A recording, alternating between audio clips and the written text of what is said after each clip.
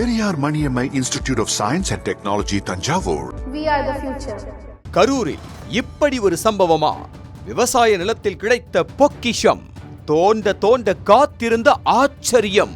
கரூர் மாவட்டம் குளித்தலையில் விவசாய நிலத்தில் பண்டைய தமிழர்கள் பயன்படுத்திய பெரிய அளவிலான 6 அடி உயரம் நீளமும் 2.5 அடி அகலமும் கொண்ட முதுமக்கள் தாழி கண்டுபிடிக்கப்பட்டுள்ளது.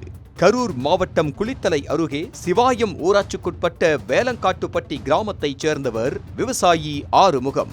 இவருக்கு சிவாயம் குளம் அருகே 22 சென்ட் விவசாயம் நிலம் உள்ளது. இந்த நிலத்தில் சோளம் விதைத்திருந்த நிலையில் சோள அறுவடைக்கு பின்பு நேற்று உழவு பணியை ஆறுமுகம் மேற்கொண்டார். நிலத்தில் சிறு சிறு கற்கள் அதிகளவில் இருந்ததால் கூலி ஆட்கள் மூலம் அவற்றை அகற்றும் பணியில் ஈடுபட்டார்.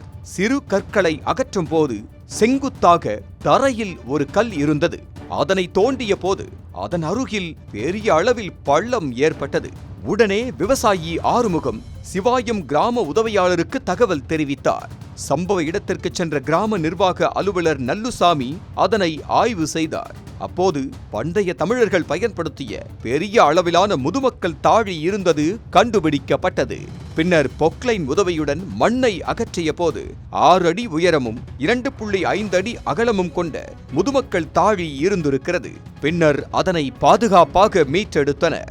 மீட்கப்பட்ட முதுமக்கள் தாழியை கிருஷ்ணராயபுரம் வட்டாட்சியர் மதியழகனிடம் அவர்கள் ஒப்படைத்தனர்.